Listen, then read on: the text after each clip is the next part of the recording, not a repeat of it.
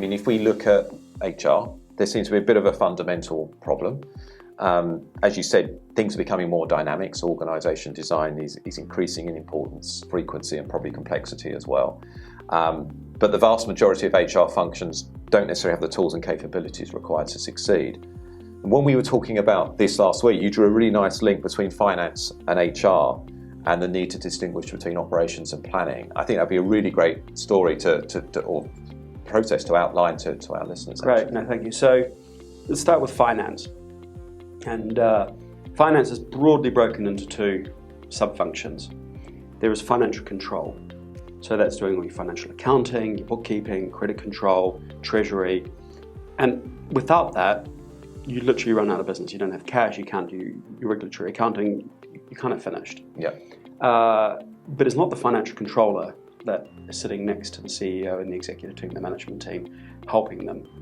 It's the other finance function, FP&A, financial planning and analysis.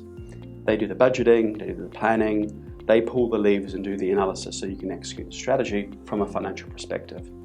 And FP&A is there in that ongoing planning, forward-looking, driving the business forward. Now what's interesting, according to Deloitte, 75% of the finance function is financial control, 25% is FP&A. So it's a huge investment in the finance function and financial planning and analysis. And data from our own clients bear that to be true as well. We see a similar thing. Now in HR, we have HR operations, the employee lifecycle management. So think talent acquisition, joiner, mover, leaver, L&D, dispute resolution, which is a favorite of many people in HR.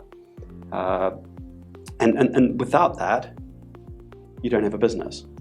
Right? It is fundamental and it's crucial that that operates effectively. But what you also have is organisational planning and analysis, OP&A. And OP&A is the workforce planning, which is tied to organisational design. And organisational design becomes workforce planning. Because all your positions that you design as your 2B, well, your 2B isn't a point in time. It's every month you have new positions that are coming and going. And so that dynamic process becomes workforce planning. It's also the analysis, which is one of your big passions, but it's the forward-looking analytics. And the mistake that people often make when they talk about analytics is they think about historical analysis. And even they talk like the nirvana of analytics is being predictive. Well, I disagree with that respectfully, because it's not just about predicting the future, like employee churn, who might leave or who might not. It's about planning the future against that strategy. And OP&A is a function like FP&A.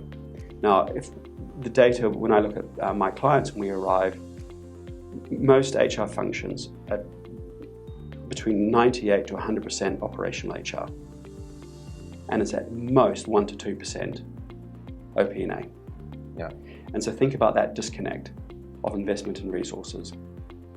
89% of organizations we survey are doing HR analytics, but the vast majority are not happy, and the vast majority of CEOs make no decisions based on HR data. I think it's max 15%, something like that. And why is that? It's because they're looking at that HR for HR, backward looking, even predictive churn, but not that planning, which is the OP&A. And not necessarily converting some of the sometimes great insights from the kind of looking backwards into something that actually resonates with the business. What's the action?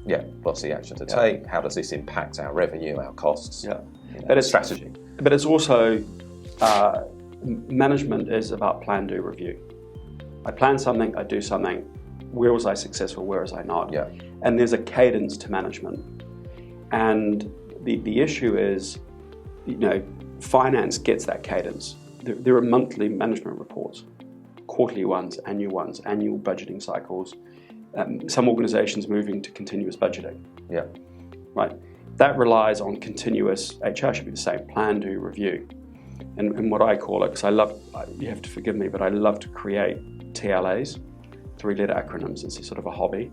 So one of them is TAF. What is your target? What is your actual? What is your forecast?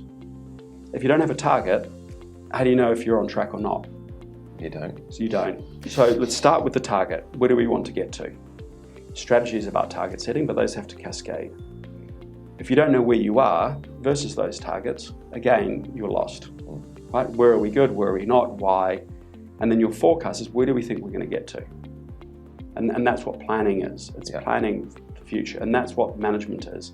And the seat at the table is doing that with organisational data. Yeah. And that is what I think is the future of HR. Well, not just the future, because obviously you need to do the operations piece, and you need to have excellence in that. And a lot of the OP&A feeds that, and feeds the HR business partner. Because what is the role of the HR business partner if it isn't to help their people they're doing, have the relationship with, to do that planning? Do the planning, yeah.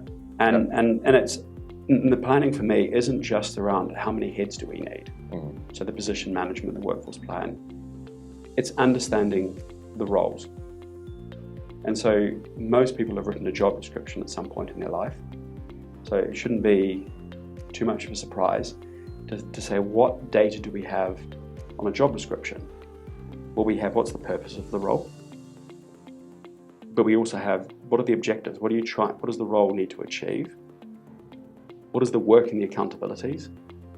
And what are the competencies to be excellent at that?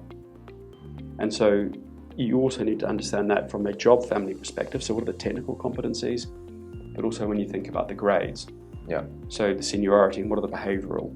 And that creates a job grid. And so what I'm really talking about is master data management, a lot of this. And the foundation of good analytics is good data, and therefore good master data management. And each of these components are components of that data that are connected.